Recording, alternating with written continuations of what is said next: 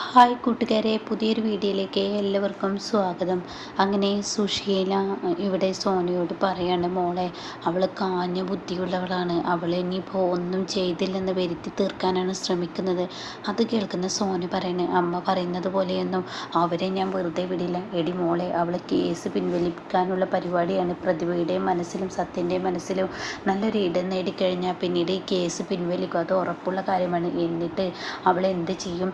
ഈ കേസിൽ നിന്നും പതുക്കെ ഊരിപ്പോരും. എന്തായാലും ആ സത്യൻ്റെ കുഞ്ഞങ്ങ് പോയി, അതിലൊന്നും അവൾക്കൊരു കുറ്റബോധമില്ല, അവളൊന്നും ചെയ്തില്ലെന്ന് ആ ഒരു രീതിയിൽ വരുത്തി തീർക്കാനാണ് അവർ ശ്രമിക്കുന്നത്. അവൾ കണ്ടില്ലേ, നമ്മൾ വന്ന പാട് സത്യൻ്റെ അരികിലോട്ട് ഓടി വരലും അത് കഴിഞ്ഞതിന് ശേഷം അവൾ കാട്ടിയത് കണ്ടോ? ഞാൻ കണ്ടു അമ്മേ.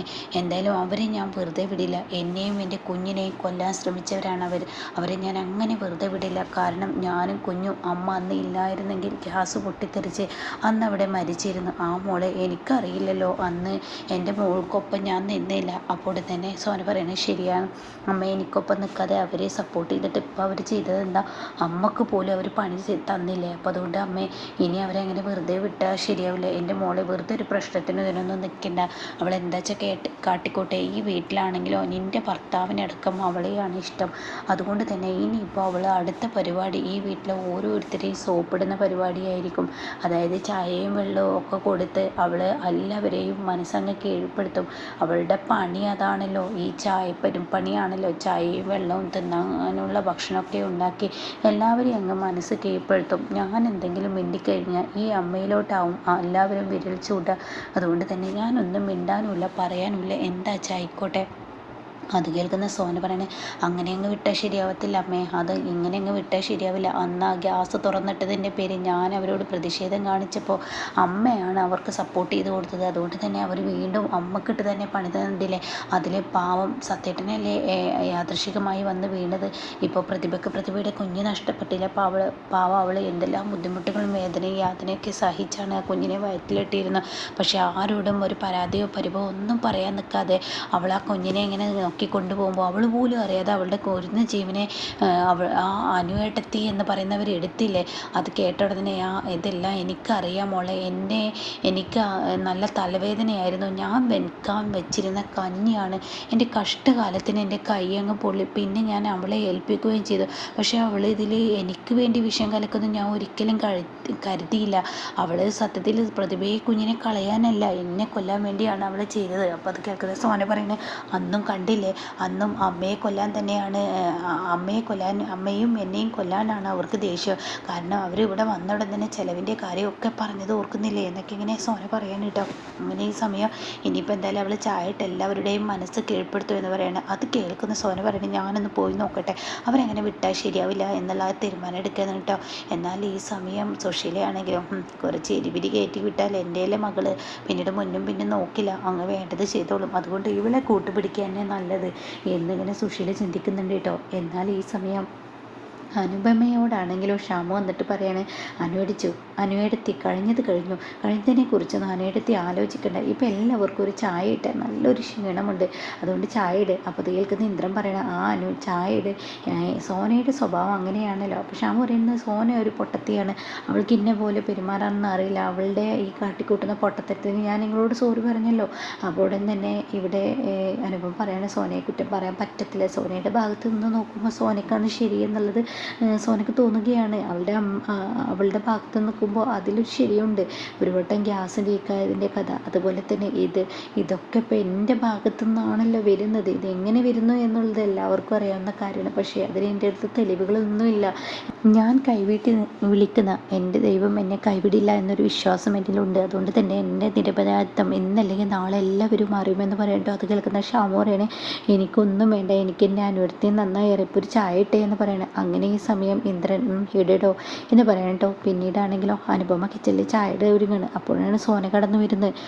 നിങ്ങളെന്താ ചെയ്യുന്നത് എന്നിങ്ങനെ ചോദിക്കുമ്പോൾ ഉടൻ തന്നെ അനുപമ പറയണേ, ഞാൻ എല്ലാവർക്കും ഒരു നല്ല ചായ ഇട്ടതാണ്. അത് കേട്ട ഉടൻ തന്നെ, നിങ്ങളിടുന്ന ചായ എല്ലാവരും കുടിക്കുന്ന ഒരു പ്രതീക്ഷ ഇനിയിലുണ്ടോ എന്നിങ്ങനെ ചോദിച്ച ഉടൻ തന്നെ, എന്താ സോന ഇങ്ങനെയൊക്കെ സംസാരിക്കുന്നത്? അതെ, എന്തിനാണ് നിങ്ങളിങ്ങനെ അഭിനയിക്കുന്നത്? സംഭവം നിങ്ങളുടെ കയ്യിൽ നിന്ന് വന്നതാണ് ഈ ഒരു വീട്ടിൽ ഇത്രയും വലിയൊരു ദുരന്തം ഉണ്ടായത്. അമ്മയ്ക്കും സത്യേട്ടനും പ്രതിഭയുടെ കുഞ്ഞാണ് നഷ്ടപ്പെട്ടത്. അവളുടെ വേദന നിങ്ങൾ മനസ്സിലാക്കണം. കാരണം കാരണം എനിക്ക് നന്നായി അറിയണം, മരണം മുന്നിൽ കണ്ട ഒരു വ്യക്തിയാണ് ഞാൻ. അന്ന് നിങ്ങൾ ഗ്യാസ് തുറന്നിട്ട് ഇതുപോലെ ഒരു അപകടം ഉണ്ടാക്കിയപ്പോൾ അത് നിങ്ങൾ നിഷേധിച്ചു. ഇപ്പോൾ ഈ ഒരു പ്രവൃത്തി ഉണ്ടായതിൽ നിങ്ങൾക്ക് നിഷേധിക്കുന്നുണ്ടോ? അത് കേട്ട ഉടനെ തന്നെ അനുപമ പറയണേ, തീർച്ചയായും ഞാനിത് ചെയ്തിട്ടില്ല, പിന്നെ എൻ്റെ അമ്മ ചെയ്ത് എന്നാണ് നിങ്ങൾ വരുത്തി തീർക്കുന്നത്. സോനെ, ഞാൻ ഇന്ദ്രേട്ടനെ കുടിച്ചത്, അത് നിങ്ങളുടെ ഭർത്താവല്ലേ കുടിച്ചത്. എൻ്റെ ഏട്ടൻ എന്ന് പറയുന്ന വ്യക്തി എൻ്റെ അമ്മയെ കൈവിട്ടു എന്നുള്ളത് സത്യം എനിക്ക് മനസ്സിലായതാണ്. നിങ്ങൾ കുടിച്ച കഞ്ഞിക്ക് യാതൊരുവിധ കുഴപ്പവും ഉണ്ടാവില്ല. അപ്പോഴേക്കും ശ്യാമ അങ്ങോട്ടേക്ക് കയറി വരുന്നുണ്ട്. സോനെ, നിൻ്റെ വാക്കുകൾ അല്ലെങ്കിൽ ഞാൻ എന്തെങ്കിലും പറഞ്ഞാലാണല്ലോ ശ്യാമേട്ടന് കുഴപ്പം, അതുകൊണ്ട് ഞാനൊന്നും തന്നെ പറയുന്നില്ല. ഇവിടെ ഞാനൊരു കാര്യം ശ്യാമേട്ടനോട് പറഞ്ഞേക്കാം, എന്തായാലും ഞാനൊന്നും പറയുന്നില്ല. എന്തോ ആയിക്കോട്ടെ. ഇവിടെ ഓരോരുത്തരെയും ഇങ്ങനെ ഓരോ കാര്യങ്ങൾ ഇവിടെ ഇങ്ങനെ ഉണ്ടാകുമ്പോൾ എനിക്കത് കണ്ടില്ലെന്ന് നടിക്കാൻ പറ്റില്ല. കാരണം എനിക്ക് എൻ്റെ കൂടപ്പിറപ്പുകളെ നോക്കേണ്ട ഉത്തരവാദിത്തമുണ്ട്. അതുകൊണ്ട് ദയവ് ചെയ്ത് നിങ്ങൾ ഈ വീട്ടിൽ ആർക്കും ഒരു ഭക്ഷണം ഉണ്ടാക്കി കൊടുക്കണ്ട. ഞാൻ കൊടുത്തോളാം, എനിക്ക് കഷ്ടപ്പെട്ടാലും വേണ്ടില്ല, ഞാൻ കൊടുത്തോളാം. നിങ്ങൾ നിങ്ങളുടെ പണി നോക്കിക്കോളൂ, നിങ്ങൾ ഇനി ഇതൊന്നും ചെയ്യേണ്ട എന്ന് പറഞ്ഞ് ഒഴിവാക്കി വിടണം കേട്ടോ. അത് കേൾക്കുന്ന അനുപമക്ക് വല്ലാത്ത സങ്കടം തോന്നുകയാണ്. അനുപമക്കാണെങ്കിൽ സങ്കടം സഹിക്കില്ല കേട്ടോ. അങ്ങനെ ഈ സമയം നിങ്ങൾ കൊണ്ടുവന്ന ചായ എന്തായാലും പ്രതിഭ കുടിക്കില്ല. നിങ്ങളെ കാണുമ്പോൾ പ്രതിഭയ്ക്ക് വല്ലാത്ത ദേഷ്യമാണ് തോന്നുന്നത്. അവളുടെ കുഞ്ഞിനെ കൊന്ന ഒരു വ്യക്തിയാണ് നിങ്ങൾ, അതുകൊണ്ട് പോയെന്നൊക്കെ പറഞ്ഞിട്ട് സോന അനുപമയെ അവിടെ നിന്നും പറഞ്ഞു വിടുമ്പോൾ അനുപമക്ക് വലിയ സങ്കടമാവണം കേട്ടോ. അങ്ങനെ അനുപമ റൂമിൽ ചെന്ന് കണ്ണുകൾ നിറഞ്ഞിങ്ങനെ നിൽക്കുമ്പോൾ ഉടൻ തന്നെ ഇന്ദ്രൻ പറയണേ, എന്താ തനിക്ക് പറ്റിയത്? എല്ലാവരും തന്നെ ഒറ്റപ്പെടുത്തുന്നുണ്ട് അല്ലേ?